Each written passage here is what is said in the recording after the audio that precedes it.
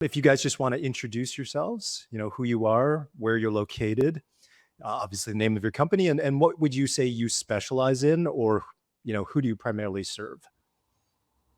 Well, I'm Rachel, and this is we're the owners of Foothills Granite.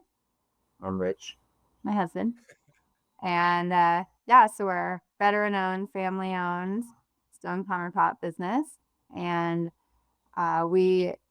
we specialize in high-end work with high quality and good communication. We purposely keep a small shop to keep our overhead down. We are very fairly and honestly priced, and we really care about the team that we grow and we develop. And so we want everyone to have a really great dynamic together within the shop.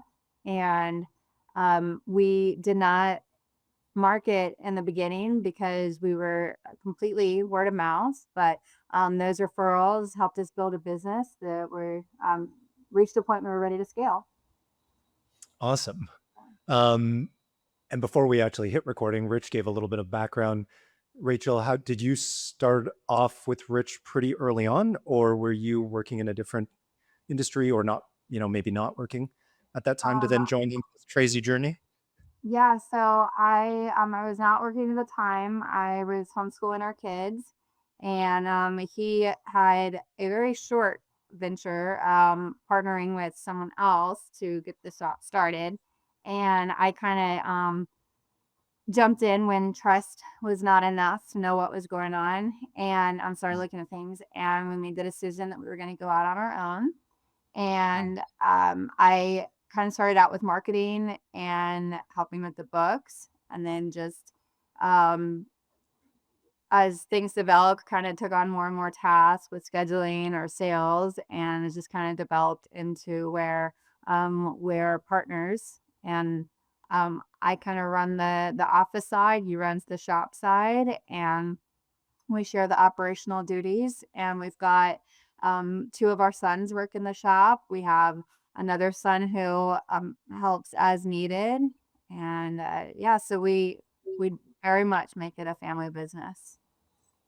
Risa has a background in graphic design, and so when I first started, when she was starting with us, she built our whole website. She created the logo, so she's we're all that. So all that I obviously cannot do. So Well, I had kind of a jack of all trades background. I'd been an office manager for an attorney. I had worked at Hewlett Packard as their site lead for building out labs and office spaces, cubicles, and additions. And so, and then I also worked for um, a big um, industrial supply company designing their catalog. So I worked with a lot of merchants and was familiar with a lot of um, tools for HVAC tools to building equipment. And so I had a little bit of knowledge about a lot. And so I was able to kind of combine all that to very quickly, as he did, learn the industry and seemed successfully. So. Yeah. Yeah. So you guys make a formal team because you need that in such a small operation, the Swiss Army knife, that can hold it down in the back and make it all hum. Oh, that's awesome to get to learn a little bit about that journey. Um, Speaking of which, so Rich, when you and I first met through, I think Frank just tagged you in something on Facebook. I can't you remember. guys are doing like 10 businesses or something for like the free SOS thing or reduced price SOS thing, and uh, and that's when he saw it and he connected us. Okay. Yeah. On Facebook. Yeah. Okay. Got it. He saw something and then just connected us and we started messaging on Facebook, I think. So if you take me back to that time when you and I first connected, what were you experiencing in the business that was, challenging, or what wasn't working at that time, and what were you looking for? There's a lot of what's not working. Uh, so yeah, kind of the way. Well, I guess the way we've always stayed afloat is, the struggles that we have. We try to not let the customer feel them. Is ultimately what happens. But man, behind the scenes, we were struggling bad, and so we were having these real like ebbs and flows where, I would be completely slammed with work. I would just like, oh my gosh, what am I going to do? I was working ridiculous hours and I would just put my head down and work. And then it's like after about a month and a half, you come up for air to take a breath. And then it's like, okay, yeah, there's no more work on the schedule. And it's like, what? Like we were just slammed. Like how is that a thing? But what was happening is I was getting so consumed in the work that like I was never projecting. I was never looking out ahead of anything. And so we would do like really, really good. And then it would be like literally nothing, for 3 weeks or whatever. Cause it'd be like, oh my gosh, like, all right, well, let's start finding work. And then we'd find it again. Then it would get super busy. Same thing, put my head down. And so just up and down, up and down. And so it was real, like, it was super defeating because, like, when you're so busy, you would feel like you're doing really well. And you're like, oh my gosh, we're doing so good. But then at the end of everything, it's very mediocre because it's kind of like explaining to my kids that, like, you get an A and you get a zero, that averages at an F. Like, you need to get the A and C, so you average at a B, right?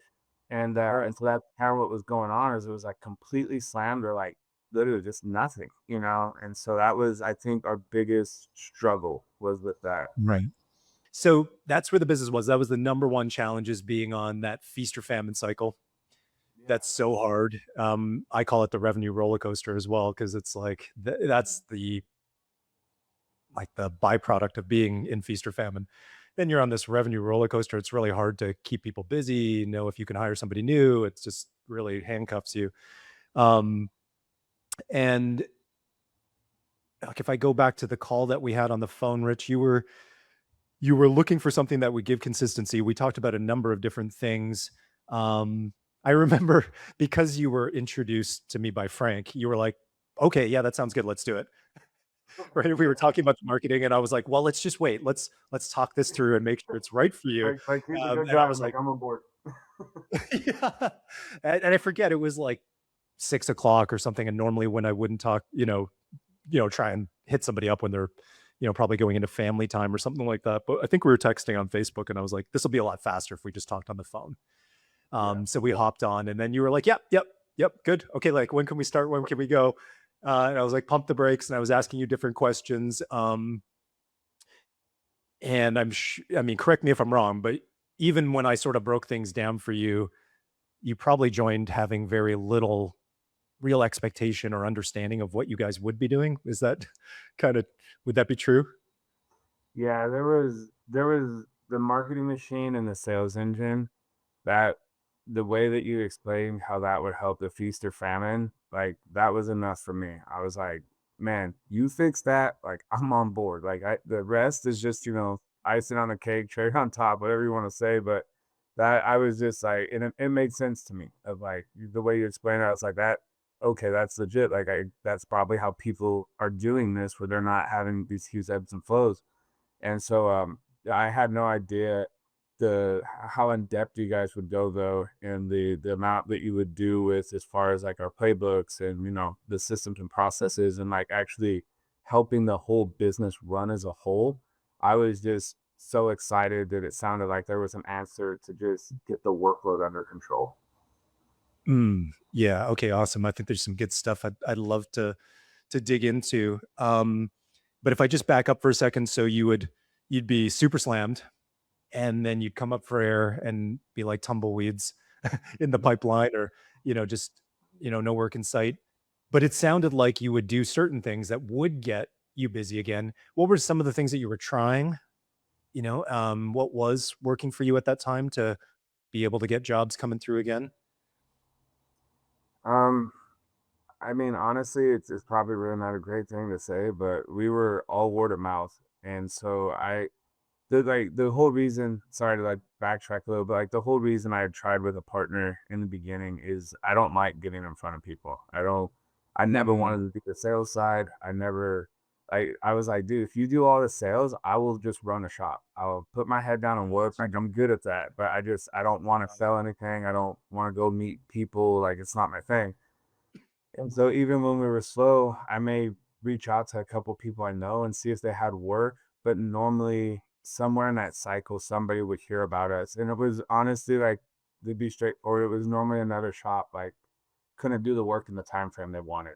So then they'd come to me, I'd be like, I can start tomorrow. It's like, oh, that's great, And so then, and we would just, so it was on referrals. So pretty much it would take probably 2.5 to 3.5 weeks, and somebody would contact us because the shop was so small at that time too. Like I didn't need nearly the amount of work that I need now, in order to Right. make it good. Gotcha. Yeah, yeah. Different game now, right? keep Yeah. to keep everything moving. Yeah.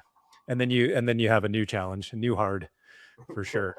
Yeah. What's the next the new level unlocked, right? There's no final boss in this game.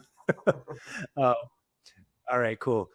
So I think you already answered this question. You just did say it, but so if you could take me into how you understood like the sales engine and marketing machine. So when you made that decision to join the program at that moment, what was the shift? Because I do find that a lot of people either don't quite pick up what we're putting down when we talk about those two things, or they really believe that there's just no way that, for example, the B2B system for builders and contractors will work. And I don't argue with anybody. I'll just go, well, it has gotten these results for these people. Very likely to work for you too, but you're not here to twist anybody's arm if they just think it's impossible for that to happen.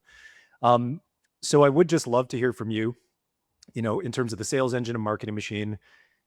What did you think it would bring to your business? Would be the first question there. So the way I thought it brings stability. The way that I saw it working in my head was it really made sense on like this is how you can schedule and actually like know how much work you have coming. Um I don't know if you want me to explain how or not, but that's No, that's perfect. I think I get too technical. Right? So if I'm talking to somebody about the B2B system and want to try and share with them how it works, then I go really deep and they're like, no, what you just said. Right? Like, I don't know what this is going to do for my shop. So it's helpful for others to just hear, okay, there's this thing called a sales engine. We can unpack that. That's really system you want to put in place. So Rachel's just moving forward with doing that part now, actually, after launching her marketing machine. But usually we do the sales engine first because you want to have a, a real CRM, something to manage opportunities. And you can start from basic, where you have to do more manual labor, and later on you can automate things. And we always advocate for that because all of the industry, ooh, don't want to get in trouble for saying any of these things, but um, none of the industry ERPs have a truly robust CRM. Like they have CRM features and functionalities, but that's not what they're built for. Whereas a platform, I won't drop which one specifically because platforms change and technology changes. But CRMs that are built for sales and marketing, that's all they do. They're not trying to help you with templating or inventory or this or that, or job scheduling, really. Just really powers your sales and your marketing. So that's just to give people that are listening to this, a little insight into it. You want to build a sales engine so that when you do get opportunities, they're not falling through the cracks. You can manage them effectively. And ultimately, we want to, through being organized, close as many deals as possible for as much money as possible. And we want to have that in place before building the marketing machine. Rich, when we were on the phone call, we talked about Facebook ads. If I remember correctly, like you were pretty warm to it, but you also had some reservations about like, would this really work? If you can I don't know if you remember back to what those were in terms of yeah, it your. was I had seen a lot of money kind of getting thrown at it and stuff like that with how very many results, and I felt like by just posting pictures of your work and stuff like that, it was kind of doing yes because like I didn't really I don't know if maybe I had the settings wrong in the ads or whatever, but I wasn't seeing a big return on a little bit of Facebook advertising I did. And then if like you go to marketplace and you try to advertise on there, like I didn't feel like I'm like that's not where I want to be. Like I saw the competition in there and stuff, and I was just like, no, nothing wrong with the people that are doing it. It's not what I'm saying. It's just that's just how I wasn't envisioning my business in the direction I was trying to go. And Yeah, so yeah. yeah, but It's then kind of what. also it just it, Oh, it just I, yeah. I felt like I didn't have any idea what I was really doing. You know what I mean? Like it was just like, well, let's make an ad and okay, it didn't work. Cool, let's pay more and see if it works now. Like, oh, it still didn't work. Wow, we should pay some more because like eventually it's really gonna work. You know, like, and it Right, really right.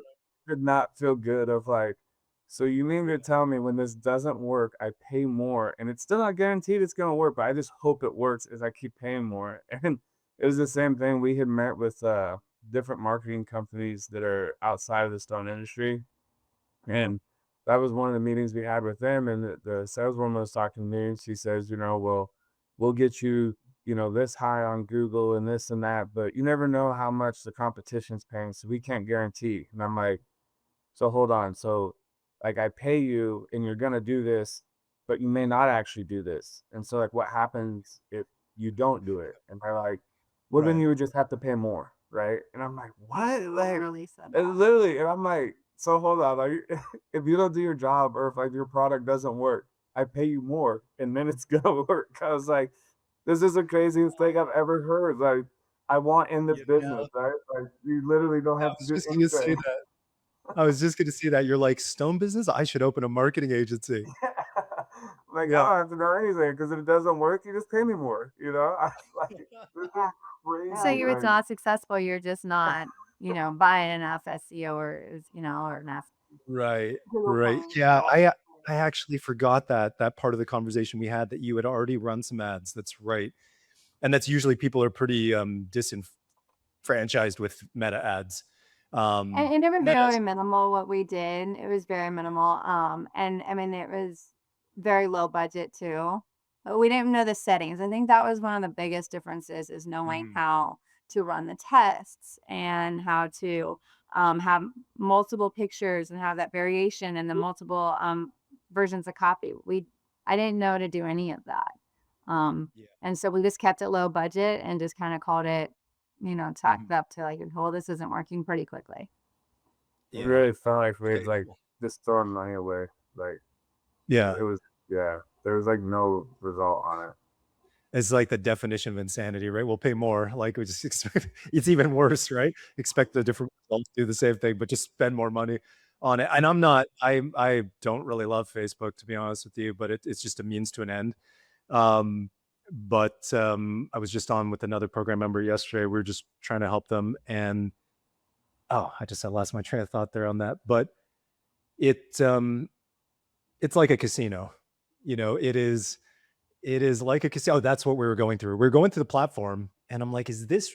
Yeah, sure, of course. If you have a marketing agency, you will want to know your way around the platform. But is this really the platform you built for small business owners? Like, it's got more buttons you could touch than probably like air traffic control. Like in terms of which settings, which buttons, and what you could do. That's what we were talking about yesterday.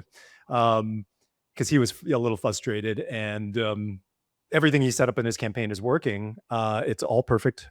Watched him, but it just isn't spending any money. It's just stuck. Like it won't deliver. It says active and zero spend, no impressions, nothing's happening. And so we're on there just for a little while commiserating, but so it can be really challenging for like the average business owner to jump on there, and it's kind of like amateurs going to the casino, right? There's going to be certain people that walk out of the casino with some money, and everybody else is just, it's the house is winning. It's kind of the same thing.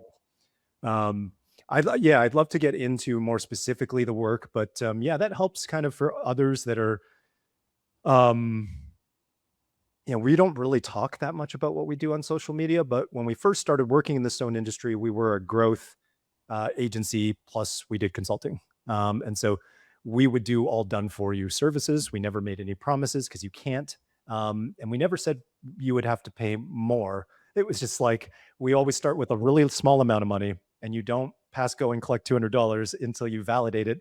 Then you spend a little more money. And once you're profitable, then you want to spend the house's money, because you really want to take, if you're spending $3,000 and you close 3 jobs and you make whatever you make, you take a small percentage of that and then you feed it back into Meta to then spend more on ads, but you're playing with the house money at that point. And you want to keep doing that instead of the other way around. Um, but I think a lot of people, and you guys probably see the ads you get targeted with, are all like, we'll get you 30 booked calls a month or you don't pay or something like that. It's like, that's the ads I see for stone and for flooring and all the companies. You just see that. And some people can deliver that, others can't. Um, so yeah, that's kind of where you were at that time. Let's jump in, guys, to when you guys were doing the work. And so, Rachel, you were the one that set up the marketing machine first, and you set up your retail lead system, which I know was maybe a little trickier than setting up your B2B system. But if you want to just share what your process was in terms of the meta ad campaigns, and I know they're likely due for a little, refresh, but the initial process you went through in that first week or two when you were working on them. Um, so just following the steps in school where we, learn from you guys what type of photos to use, which is different than we expected, and just kind of learning your approach to things where we have more of a personal campaign versus just showing our work alone, because Facebook is for sharing photos and connecting with people, and just kind of learning those connections that you guys were drawing that without experience we didn't know too. My experience was in creating graphics, but not leading a marketing process. I worked with other people who did that in the past. And so that was a good connection to have drawn. And then, learning to use tools to finalize copy and different variations of copy with the advice and direction from you guys on the types of line item where sentences that are going to be capturing of an audience, getting people to stop scrolling, get people to connect with our business.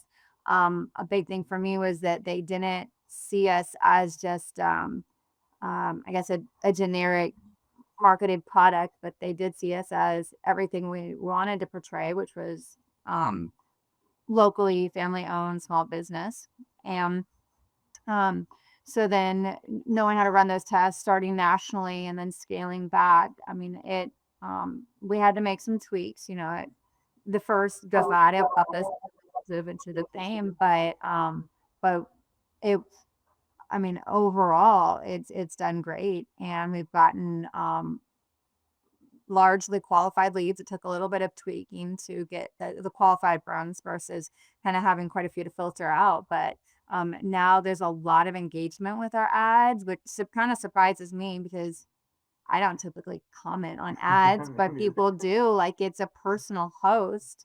And it was the same thing with the B2B emails. I was really surprised by how many people wrote back thinking I'd sent the email to just them. And whereas I usually see marketing emails that are like, this was a vast email. But the guidance from you guys to make things sound personal and always really helpful. And so yeah, we got that going. The Facebook ads just kind of continue to work like clockwork. And like you said, maybe it's time for a refresh so people see different photos, different wording. But I have got feedback from people I know that they see our ads a lot.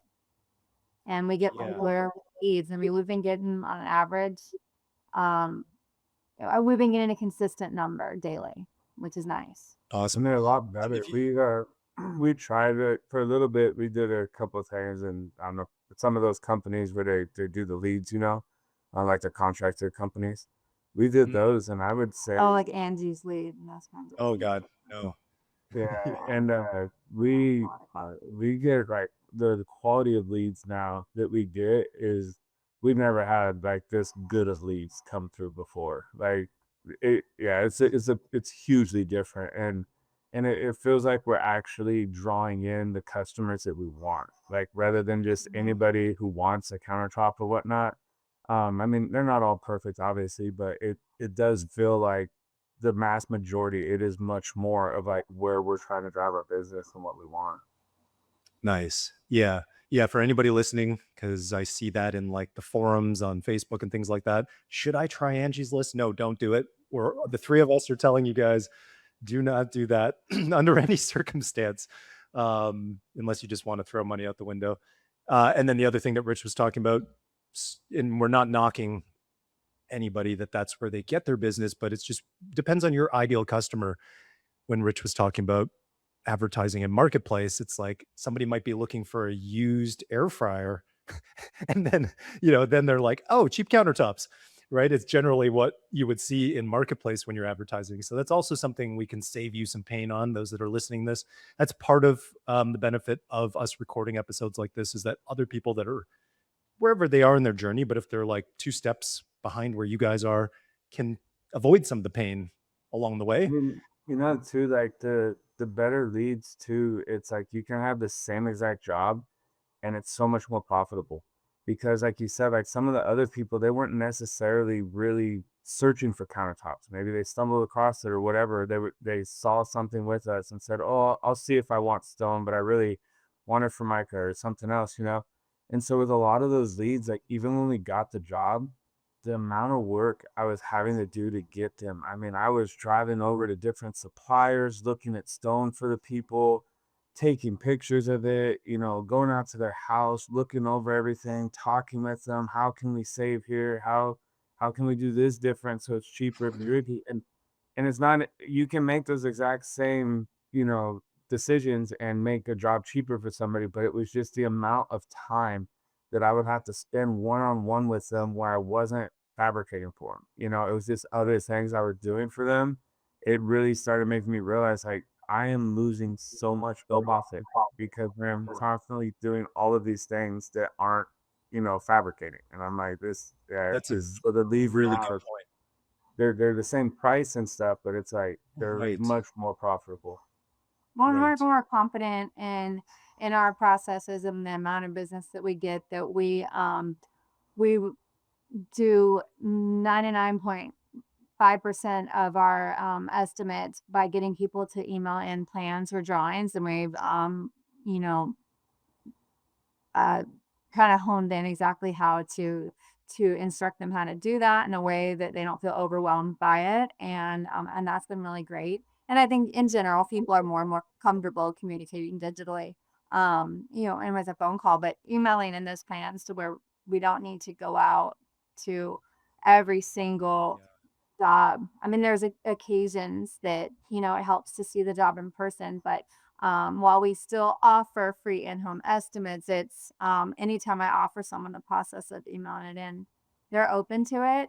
But Mhm. like he said, they still have to be a qualified lead, or they're not going to take the time to put that drawing together. And so that kind of weeds people out Right. too.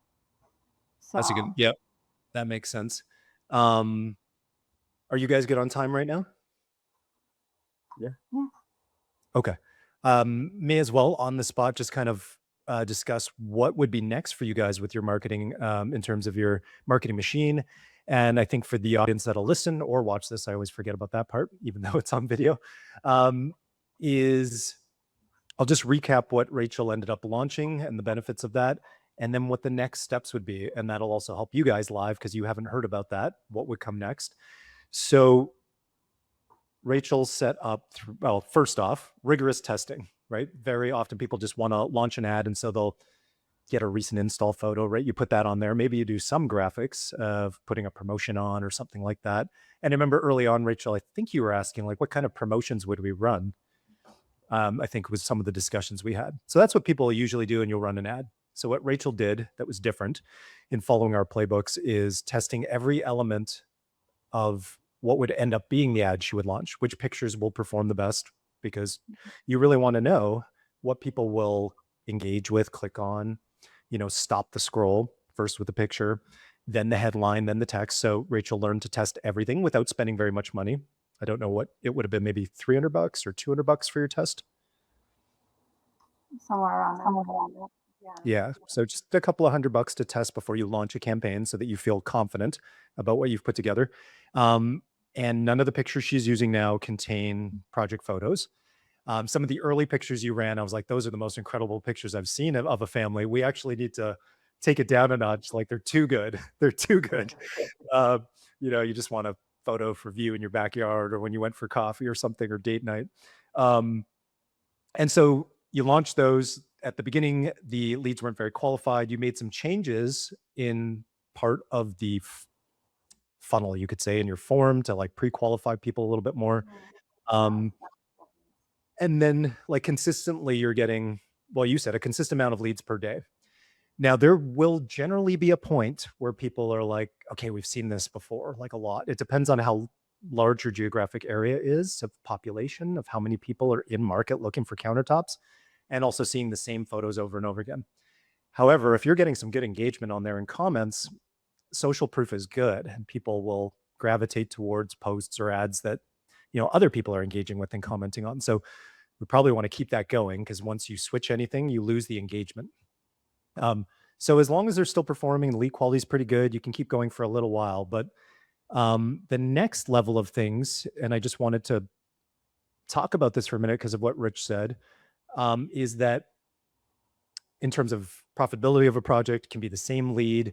And what we're talking about there is you can use photos of your project, you can do promotions, but I think what you often see people running, and then it seems like shops will see other shops running certain things and being like, oh, that must work for them. So let's run the same ads. So usually they're running like 3,999. Not, what am I trying to say here? Like 39.97, right? That's like the countertop special, all in package plus a sink, plus a dog, plus a, it's all, you get puppies for free, plus countertops, and it's under $4,000, and you'll run those. And we will actually later on test out, work with our clients that go beyond our 90 program and move into more advanced ads on Meta.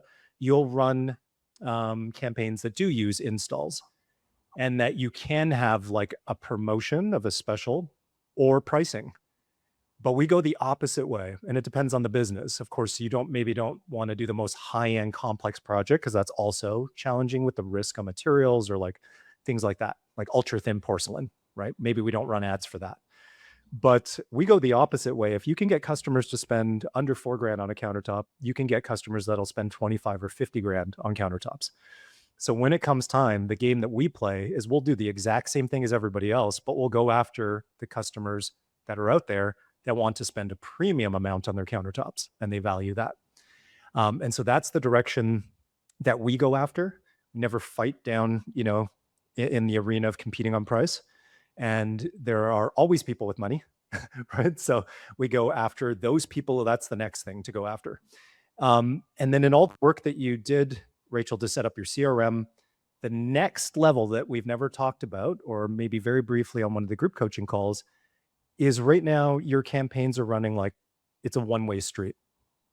Meta is just feeding you leads.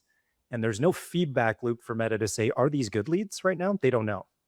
And so they don't know who they're trying to find you still. You're getting some decent leads and that's great, but they can't optimize. So what needs to happen later is your HubSpot will get connected to Meta when you're ready, because it does require different levels of subscription. But basically, as deals move through your pipeline and those that move to request a quote and closed one, Meta can get that data fed back. And then it finds more people that are actually buyers that are looking for countertops, interested in, natural stone countertops, quartz, whatever they're doing online, to say, yeah, this is the right person. And that matches a buyer profile. And then your campaigns will start to optimize to send you buyers, not just tire kickers.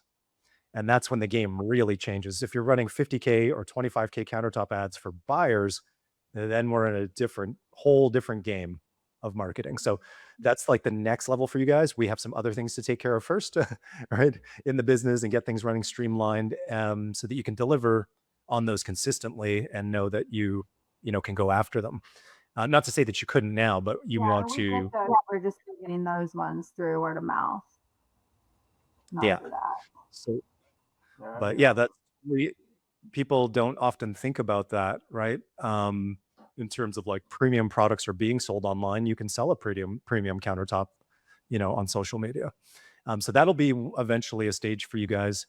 I'd love really quickly, I thought we wouldn't go this long, sorry guys, is, for Rachel to share what then she did. So you guys built your retail lead system for homeowners, and then Rachel went ahead and tackled the B2B system. And we're really excited even to hear from Rich how some of those things have progressed. So I'd love for you to share. I know you already did one with us where you shared some numbers, but an update on that. But first, let's talk about the work that you did. And I know you already did this with us once. So, well, one, you're well practiced. And two, if you don't mind kind of giving a breakdown of what you set up to build an automated business development system for Foothills. Um, so we um, used the platforms that you pointed us in the direction to first get email lists of builders, remodelers, GCs. Um, Once we had that list, we used another platform that let us, and I don't know if you have my name platforms, like you said, technology continues to change, but that let us build out a multi-step marketing plan, which I had sent marketing emails in the past. I tried to do it through Google, and I tried to do it through another CRM that we used originally a couple years ago. And I didn't get any results from it at all. And so what I liked, what you guys had us do is it was set on a schedule. So first an email goes out, and then a few days later, a second email, and then third and the fourth. When we hear back from them, it stops it for that individual person. And in between using your templates, kind of personalizing it for us on my end as well, and then just kind of proofing everything. I was very intentional in using what you gave us, and those ways of tweaking it to be ours to not sound like it was a mass sent email, because I did not want to look like I was doing that, because we are a fairly small area, and people may already have heard of us, and then I didn't want them to get this generic marketing email from us. I wanted to still have that side of the referral based um, um, image of our company. Mm. And so I didn't want to look like we'd gone too corporate. And so anyways, I put out those emails in and sent them out. And I love the advice that you gave about how we take this list of builders and all their contact information, and we kind of customize the builder name to be instead of, you know, Yeah. Acme Building and Construction, and just be Acme Building, something where they would refer to it personally themselves, like we're a lot of times called Foothills, which is Foothills Granite LLC. And then their first name. And so once we got those emails going, it took a little while, but then we started getting feedback that was all with the sense that they thought they were the only person I was reaching out. Like I had just seen their truck, or I had driven by their office, or I had, been given a card and I reached out to them personally. And so I was really impressed with the calls and emails that I got back. And there was a couple weird ones, but for the most part, they were, yeah, Always usually. they were. But I would get a call and be like, "Hey, Rachel, thanks so much for reaching out. I think you reached out to me, but I think you meant to reach out to my partner." And I'm like, I didn't know who I was reaching out to, but you were the name on a list. But it appeared that way, and I loved it. And I was able to. Sales is not my thing, but conversation can be. And so we actually had several people not only wanted try us out or add us to their bid list. Some of them I need to follow up with, because it was for builds that might happen this spring. But we had a couple of different builders who wanted us to start on our personal houses, which I thought was cool. Yes, it's a test because it's not something that they're selling to someone else, but it's still their personal house. We're not a direct fabricator to them. They did have someone previously, and I got a lot of dirt on why they're leaving a lot of other companies. So that was really fun. So I get a lot of dirt on Yeah, cabinet you companies said that. too. On others. We should actually, like, you should document that, because in future campaigns, you wanna use that language. That's, like, the Yeah, more specific we are to what they said without naming names, of course, like, that wouldn't be cool. yeah. But, you use that, and that's the best messaging because everybody else will have felt the same thing. So, um, that's interesting that that happened for you. I don't think Wes shared that with me, and I don't think it was in the other recording, but I am surprised at how many builders get it out of the blue, have never heard of you, and they're like, "Yeah, I actually need to do a project for my personal home, and I would rather work with you than whoever else I was using for my customers." That's jobs, how I that has got happened rid of the probably building. probably 5 times that's happened, which for me is a lot. Like, I wouldn't do that. Like, you know what I mean? To go I would wanna go with the devil I know, because I know how to manage that fabricator then, right? And be like, "Okay, he's gonna be late. This is gonna happen, this is gonna happen, but I know how to deal with him, so I'll get him to work on my house."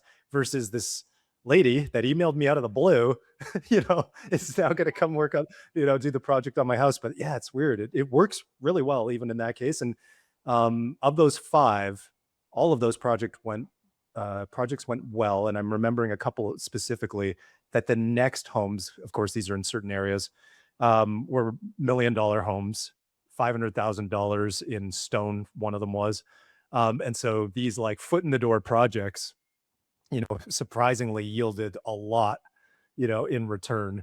And I think a couple of them were really small too, where our client was like, "Should I take this? Like, is it really worth my time?" And we're like, "Yeah, like, Oh, go well, for it." we just had someone have us do a small quartz, just like an entertainment center top. No Mm. fancy edging, 3 unfinished sides, no sink cut out, nothing. Just a rectangle. And he's like, "You did great on that. Let me just send you 2 $10,000 a piece slabs with no estimate needed. And my clients are gonna come down. We're gonna go over all the details of this project." Like, so we Yeah. just won you over to deal with $20,000 rectangle. marble with a double, triple bull nose because we did really good on this course entertainment. Rectangle Okay. with 3 sides But that won't be it's finished. because it's not our work alone. It was our customer service. It was our attentiveness. Oh, It was totally. our response times. And Absolutely. um, It literally is all of those things that you are going to be you either did reach out with or in future campaigns that speak to their pains. If we can, just for a moment, if you're able to, sorry, I didn't give you any prep on this, Rachel.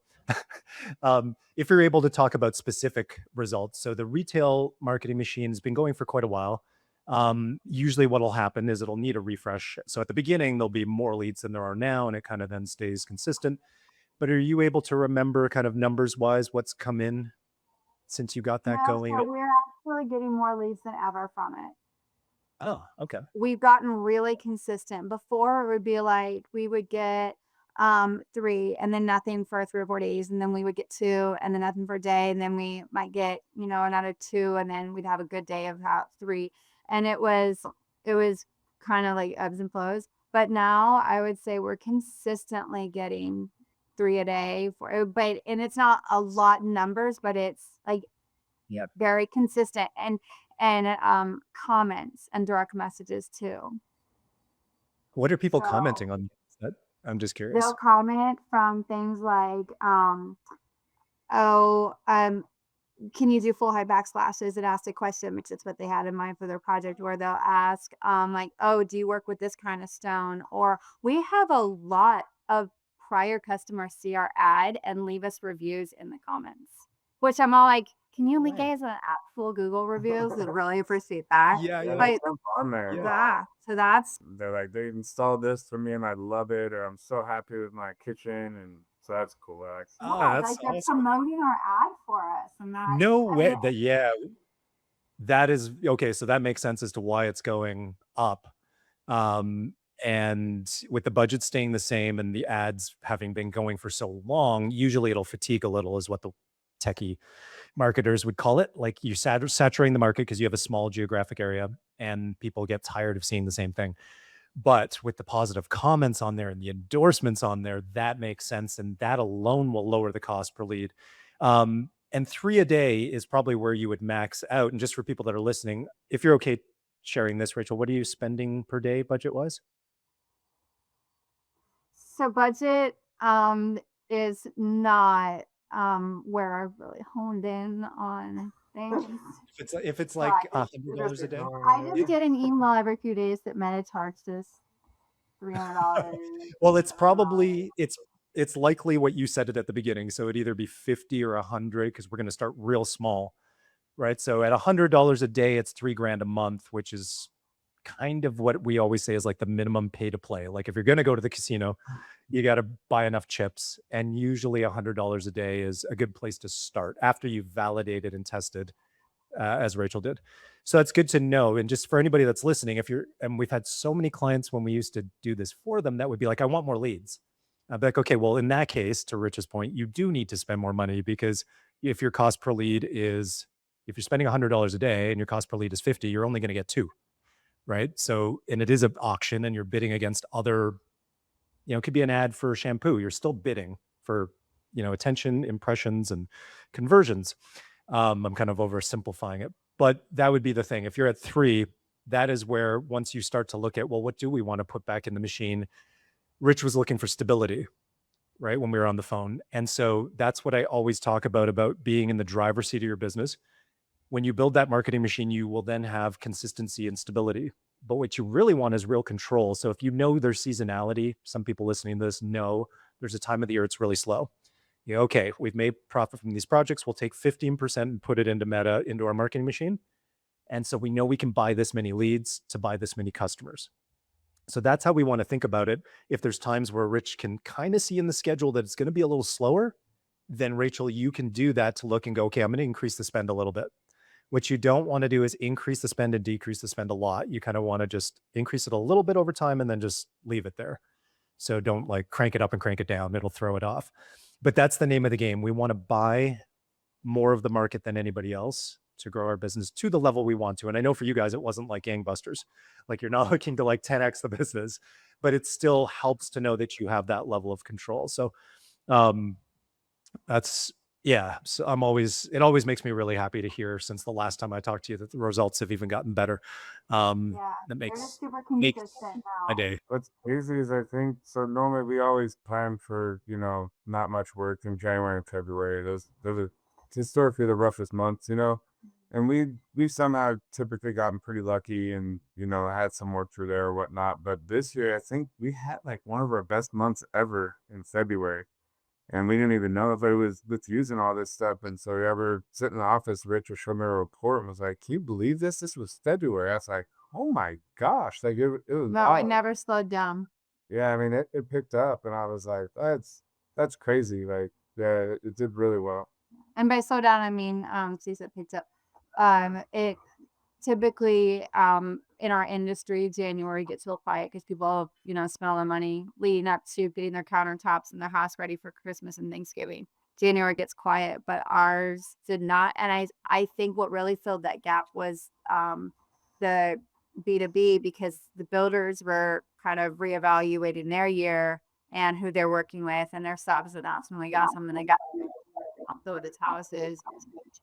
Um, and it's been a really warm winter here too, so a lot of the building didn't slow down it normally does, and so that gives Mhm. us more opportunity with builders too. That makes sense.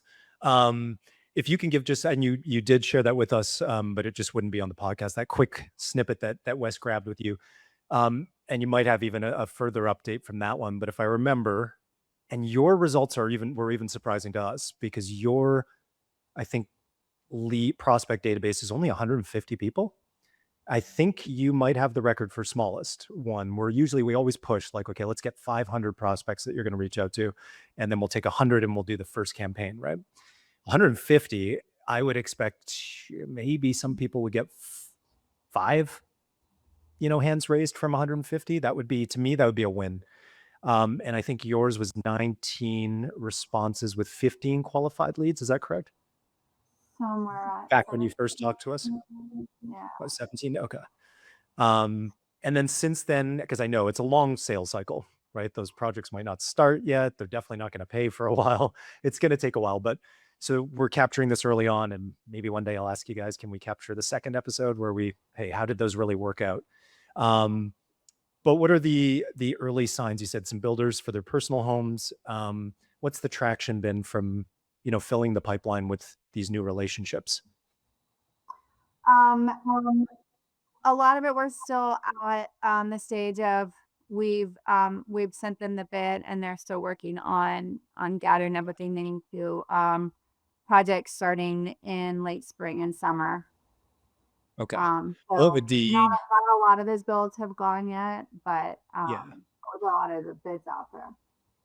what would the bids be worth? Because obviously we're not going to, well, not maybe for you guys, but I was going to say, obviously we won't close them all. I shouldn't say that. Maybe you will close them all. Let's go for that, right? But generally with sales, there's a percentage, conversion rate. What would those bids be worth, if they do get across the finish line, if and when they do? Kind of a range between, because whether it's courtside or courts, a range of about 8 to 30,000. Okay. Nice. And total value from everybody you're talking to? Um, what do you mean? Oh, just like if it was, so it ranges from 8 to 30,000, but if there's like all bids that are generated from the B2B system in the pipeline, like the total value would be And just that's about. because you're talking about like the first job with them, right? Is that all About the you're asking bids, about? the bids I have out there for numbers between 8,000 Yeah, and we're not even 12,000. talking about the lifetime value yet. That's where the real Yeah, juice that's is. just initial bid. But I'm just curious, yeah, total value, is there 50K worth of projects there from the B2B system? Is there more? Yeah, 50. That's a fair. Okay, so yeah, about from 150 prospects to 17 people raising their hand to it being still pretty early on, 50K worth of bids is good. And then the goal is obviously knock that first project out, do an amazing job, walk the walk, great communication, great follow up, great customer experience. And then they ideally bring more and more of their projects over to you until you have ideally all of their projects. Some builders will stay diversified just to have a relationship with somebody else, but you want to have the lion's share of their projects. So as Rich was kind of mentioning there, the real juice there is the lifetime value on these opportunities. Yeah, and I guess That's it really would like, be more than 50, because I'm thinking that would just be two of them, 30 and 8, but I don't do math fast in my head. That's That's what I was saying. I more. didn't want to say anything. I'm like, pretty sure it's Yeah, got a bit it's more quite than a bit that. more. Yeah, I know. I don't think that was a good number. Don't ask me yeah, numbers. Don't ask me numbers live I, either. yeah, and I totally should have sent you the message. I just, yeah, should have sent you messages. Could you pull the numbers because it's good to run them. But even ballpark, other shops are hearing this.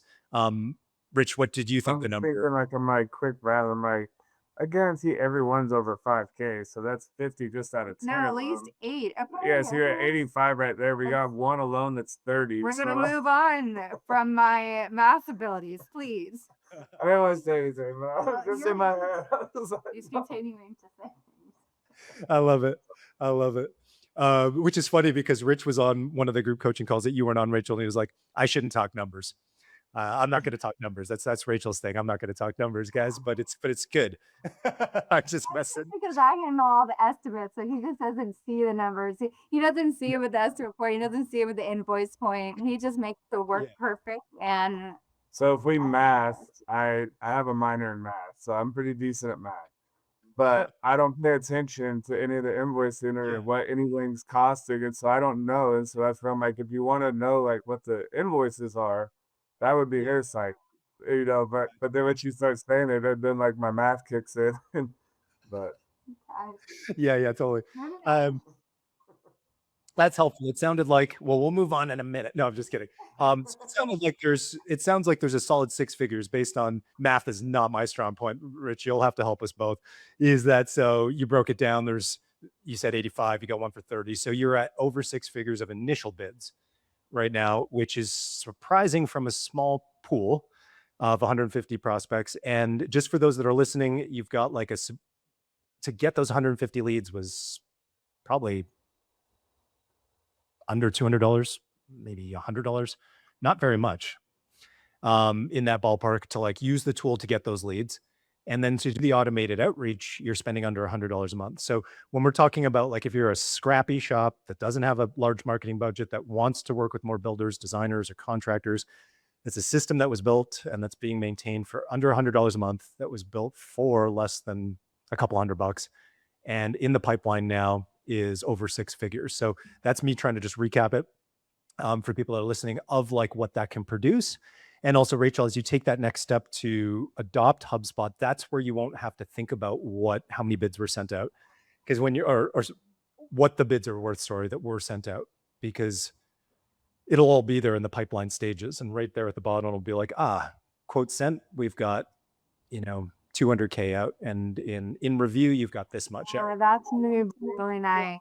Utilize it that way. Like we're getting it set up right now, but there's a lot of those features that I haven't even realized that we have available to us. Yeah, That's so that'll be that's really so nice. nice. Yeah, that'll be really nice, and then you'll have sequences that you can adopt. So when you go through the videos that we've got there, you get off the phone with somebody, you send them an estimate, you fire out your sequence, and then it's working for 3 days the same way that your B2B system was, but either for a builder or homeowner, and it's nurturing them. Have you opened the quote? Like, have you reviewed it? Do you want to book showroom appointment for those that have a showroom? Like all of those things your CRM should be able to do for you so that you can do all the other work that you've got to do, which is what we're working on with you, Rachel, next, right? To like free you up from being the Swiss Army knife one woman show to buying back your time. That's super awesome to hear from everything that you guys have done. If you could just, I don't think we jammed on that at all. So Rich mentioned at the beginning, you guys joined the program because you wanted that stability and consistency on the sales and marketing side. And you were just like, yeah, yeah, good. Like, I'm ready. Let's go. And then, but then you came in and were focusing on so much more with regards to building a business that's streamlined, that doesn't depend on you as heavily. Can you share a little bit about that? It's super early days now, and that's why we wanted to jump on with you guys, because you were on the group call, Rich, and you said that there was a breakthrough moment. At least that's how we felt. So I'd Yeah. love if you could share that part. That would mean a lot. I was thrilled. I got off that call. I think I called Wes and I was like, yeah, like this is why we do what we do, and it makes our day to like hear stuff like that. Yeah, so I think overall, like kind of the business has been, I would consider successful. However, like what it was taking from me and Rachel as well, but just from my perspective, what it took from me, it was getting to the point where I didn't want it anymore. There was no dollar you could put on it anymore. I was like, I really don't care how much you pay me. Like this is getting to the point where nothing is worth it. Like I'm working insane hours to make these deadlines and do these things, and like I just don't want to be part of it. And I was kind of getting the breaking point with it of like either something's gonna start working or I'm about to go find something else. Like I didn't want to continue doing it. And so what had happened was through your guys's the marketing machine and the sales engine have finally gave me the confidence I needed to hire people, because I take it super serious when I hire people that like they're depending on me for their income, their bills, their families, So I don't want to just hire people and then be like, oh, I'm sorry, you can't get your hours this week. And, hey, I gotta let you go. We're still in business. And so like I really try not to do that. And I think you've never actually had to lay anybody off for being slow. But so what always hindered me from growing though is because we were doing feast and famine. And so I was like, man, when we hit the famine, if I have all these guys, I'm gonna have to lay them off, and I don't want to do that to these guys. And so I kept not doing it with your guys' stuff. So it started getting a lot more consistent, and I was like, man, like okay, I finally think we're at this point where I start hiring people. So I hired a shop foreman. He's been like absolutely crushing it. Like he's relieved me so much. Like it's been great. And then I was able to hire fabricators and different things. And then when this work came through, it was cool because like the work was actually coming through, and it didn't mean that like, oh, now I get to work 20-hour days again. You know what I mean? It was nice. Like the work started coming through and other people were taking care of it. And like, yeah, we're in the beginning phases. So like, I'm not totally there yet. Things still happen that draw me in and whatnot, but it was just so positive to trend in that direction and be like, oh my gosh, we just had one of our best months. And like, it wasn't me doing all the work. It wasn't me on every single job. And so actually having these people work for me, but before I could never do it because we were never stable enough to where I wouldn't take that leap to hire people. And so I finally was able to do it because of the consistent business that we've been getting. And it was phenomenal. Yeah, I remember being on that call and I was telling the guys, some of them, I felt like we're in the position I was in. And it was like, no, keep your head up. Like, keep going. I'm telling you, I just hit the other side. It's amazing over here. Like it felt so good, and it just really made me feel like this is something we can turn into what we want. This is all this hard work and all this stuff. Like it's finally paying off. Like the vision is finally coming together. I'm not crazy. Like this can work. And so it was a super cool moment.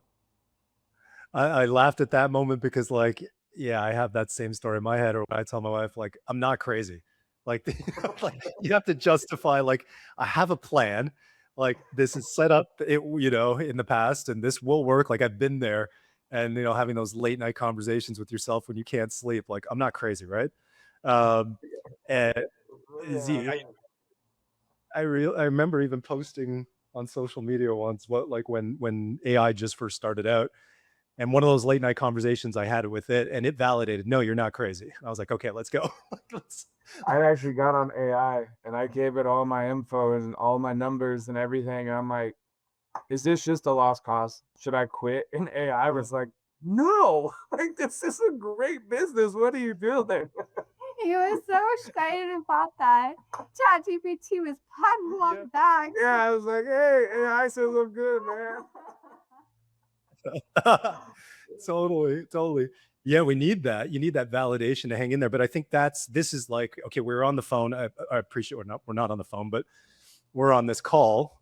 Way over time. I appreciate you guys so much for sticking around and hanging out for longer, but it took us this long to get to that moment where there's going to be who knows how many other people that are in the place that Rich was before, that are thinking about hanging it up, or they're like, I'm going to sell this. And then they realize, well, I won't get much. Like, I'm not going to make any money from selling this business. So I'm kind of trapped. And they're just beaten down. And the thing is just that breakthrough of here, like, that breakthrough is just on the other side when you take the right steps. But I think one of the first things is just hearing from others that they did it.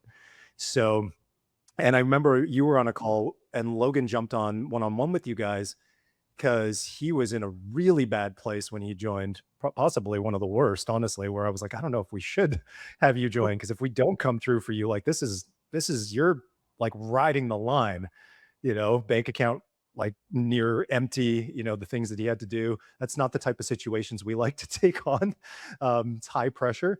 So to have him be a champion to share with you what his results were, and then now Rich, for you to be in the group as Logan kind of moves and on, in his journey to work with us in the council room, is you can be the voice for the others, like Miguel, for example, that's just like half a step behind you, just half, and still trying to make that breakthrough. So yeah, just this honestly, it like is the reason why we do everything that we do. And this is gonna light me up for like the rest of the year. Just hearing like your guys' story, and that we came through for you because you were on that call with me and you put it on the line, and I was like, I think we can make it happen for you.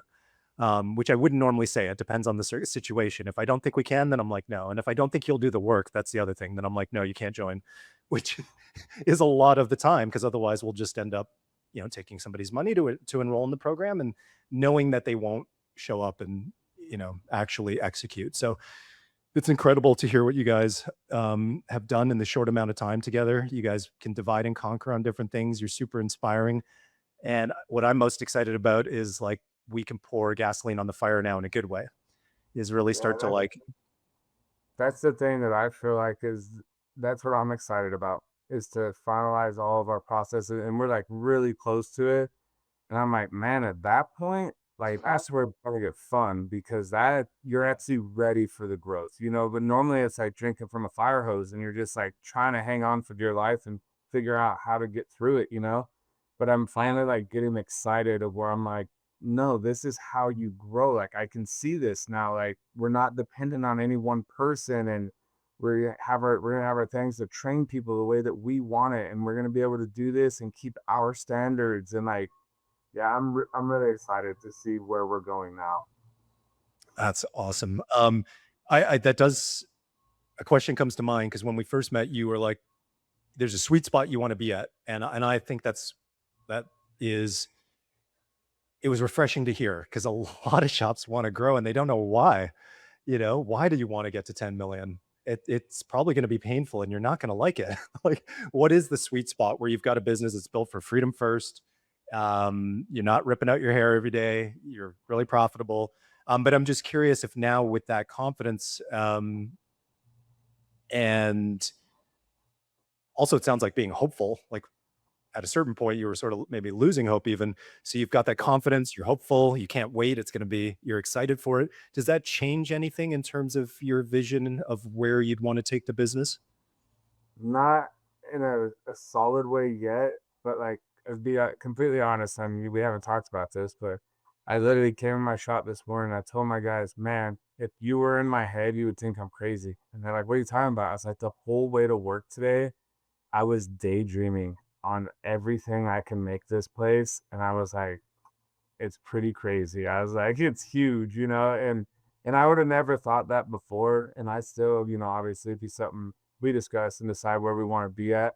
But at least like I have so much hope now that like it's changed my vision of where like I'm like, man, like if we do it this way, we may be able to grow it even bigger, and to me it's not into us. It's it's never been a money thing, it's been a freedom thing, absolutely.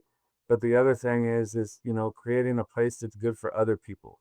Like I think it would be cool, like if I have this team, and I've got 10 guys and everybody loves working here and it's a great thing, like, well, that would be pretty awesome if I had the capabilities to make it even bigger and do that for even more people, And so Yeah. that's kind of where my head's at with it. Why I'm like, I might kick it around.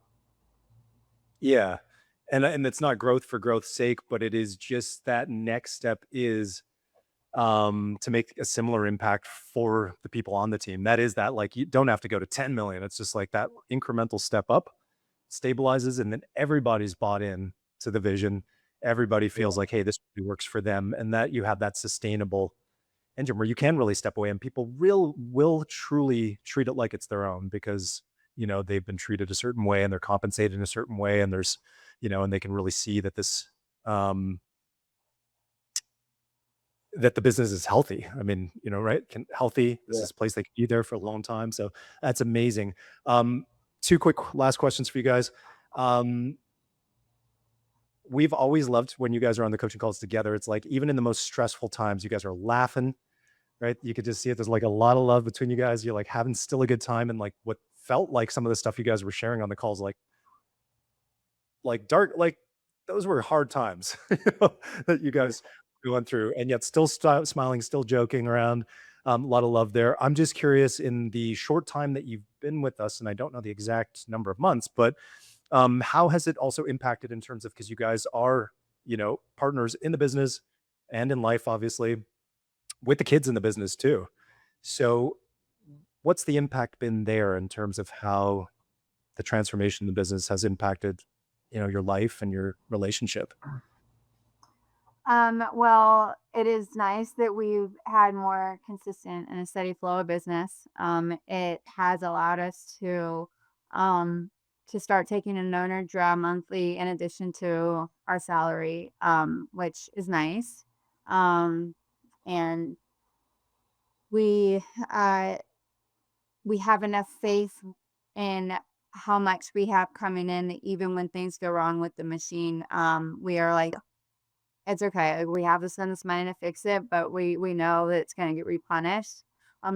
He got a compliment from our foreman the other day saying that he recognized the something that happened with one of our machines, how much cost and how much stress was involved in it, and how much it had the potential to impact our jobs on the schedule, and and how much he admired how calm we stayed, and that he and I were fine. We're like, okay, like this is what we gotta do. We have to get overnighted. Um, and and we just thought that was a really good testament to the fact that um, our relationship with the business is healthy and that we are not feeling so run by it, like we had in the past. And we're like, oh, we can make these decisions for the business and we know it's going to be fine. Like it is, I mean, nobody wants to spend $8,000 on an overnighted part, but we don't feel like this is what is going to take us under. It's more like, Mm. well, we've got this job coming up and this invoice is out, and it is what it is, but it is nice to be in a position that even though, we're still getting to the point that we can start saving as a business, at least, if it don't spend that you have, like we're still chugging along. First, I think like a personal aspect of it as well was like one of the things I felt myself, and I hope I don't like get all emotional, but I felt myself getting very upset about was that one of the there's multiple reasons, but one of the big things I got out of the military, the Marines after 13 years was Oh, that was hard. I wanted to be around my kids and my wife more. And so anyway, so I did that, and then I was working so much. I was like, dude, I'm gone just as much. At one point, my son was like, "You're like a ninja, dad." I was like, "What do you mean?" He's like, "Well, I know like you're here, like I see stuff move around." He's like, "But you get home after I go to sleep and you leave before I wake up." And man, it killed me. I was like, "Dude, that sucks." Like yeah, I'm not overseas. I'm right down the road, but it doesn't matter. I'm not home. So like this year, I got to go to my son's state wrestling tournament. That was amazing. I've got to go to some of my daughter's dance competitions. That's been amazing. I've got to spend weekends with my family. Like me and my kids are actually like, I'm like, I have a day off. Like, what do you guys want to do? Like, this is crazy, you know? It's like, I don't know. Let's go do something, Dad. I'm like, all right, let's just get in the car and we'll figure it out, you know? And Nice. so that's been like a something that I really, really needed and I really wanted. And I think that had a big part of me like being ready to hang it up was I was just like this isn't what I want. Like I want to be able to spend the time with my family. And like it's not perfect yet, but I mean it is so much better and it's just getting better each and every day, you know? And so it's really encouraging and I am getting to do stuff with them now. And that's been awesome for me. Like that's been a game changer. This it means everything to me because like I do ask myself those questions. Am I crazy? Because we have a number like in the background of like when we build for freedom first and like that transformation that does take time of how many people we want to impact in that way so that this that what we did mattered. So yeah, this means everything to me and to us. Um, and I totally blanked out. I got emotional. I was like, I had the last question there. I just totally blanked out. Oh yeah, that's what I was gonna say. Is just you were not on yesterday's call, Rachel, but we have a plan, and that next step of like the one woman show, right? We want to unlock that for you too, and it is only getting easier as AI gets out more and more powerful. There is a AI boot camp we're going to hold. Maybe we'll name it something more friendly, but basically to get in there, do it fast, and we can buy back so much of your time, Rachel, without you even hiring somebody else. It can work in the background, work on invoices, reconcile the books. You can go get coffee, and it'll work on all of those things. So we're working on that to get that set up. Those are some of the things we do in the background. So we'll have that next month. So yes, while you do want like a virtual assistant or somebody that can critically think about something, right, and do some of the things that AI can't, what And I we'll saw my introduce to you, so I had them too. yeah, um, it'll be like having a sidekick. Like you'll really have a co-pilot that's like Rachel 2.0, and that you'll be able to have do a lot of the heavy lifting. So while all the playbooks that you guys will look to build, that'll help too. In just the last couple of months, the game has already changed, and we'll roll that out to you guys so that, yeah, you guys could go for lunch. You leave your computer open, and it will do 15 hours of work while you're at lunch. So that's coming in April. We'll get you just something for you to look forward to, Rachel, as you're hearing him, Rich talk about like having a day off and those types of things. The admin stuff just piles up and it's harder to stop working on it. But we live in a time where the admin stuff is the easiest stuff for AI to do. So I look forward to unlocking the next level for you as well. The very last question for you guys will be, yeah, I should probably pause. Yeah, it's going to be awesome. I can't wait. I cannot wait. You could leave your laptop at a game open because you said, when you're bringing your laptop to like your kids' events or something like that. In that case, you could leave it there and it would just be cracked open and it would do 10 hours of work while you're at a kid's event. Like that's the world we're living in right now. It's crazy times. And I'm super excited to help all you guys with that because it's going to be if you thought what we just did was a game changer, this will be even better. Um, I'm super excited. The last question I have for you guys is that if a stone, because I know you guys are stone shop, but we do have people that are in tile and flooring. So if there's a Surface Pro, stone tiler, flooring business owner, and they asked you why they should join the program, someone that was exactly where you were, let's say 6 months ago, what would you guys share with them? And the for Iris, uh, we both had a lot of um, experience that gave us, combined with we're very driven. But we um, we had a lot of experience that played into a lot of really important roles within the business.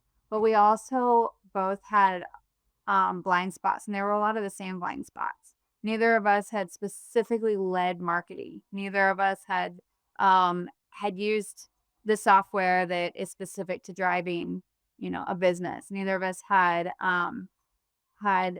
the experience with the KPIs. So there was just certain things that your company brought us that filled those holes and kind of smoothed everything over to be able to run a successful business where the wheels just keep rolling.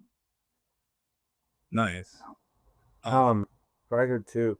I think one of the things I would say is it's like, I feel like before we came to you guys, it was like we had given ourselves a job, right? And that's why we were working so much. It was like I never felt like a business owner. I felt like I gave myself a job. I had enough work. We were supporting our family, like we were doing good that way.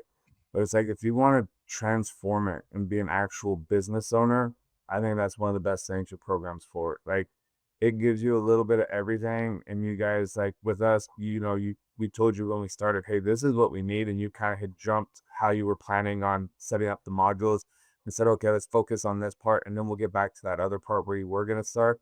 But I think that's what it's doing, in my opinion. That's what it's doing for us, is it's changing us from just having a job that we've given ourselves to now we're actually becoming full business owners. You know what I mean? Where we have a business that we can run and things like that. And that was always what we wanted. I already had a job. I had a good job, and so it was like we didn't want to just give ourselves a job, and it's really helped us transform it into a business. That's amazing. Thank you. I appreciate you guys so much. I know it was a long one, but I think others that'll listen to this, we went for a long time. There's a lot of gold in there for other people to see themselves in your journey and find hope in that. And I really appreciate you guys. Thank you so much. Thank you, yeah, man. thank you. Appreciate you.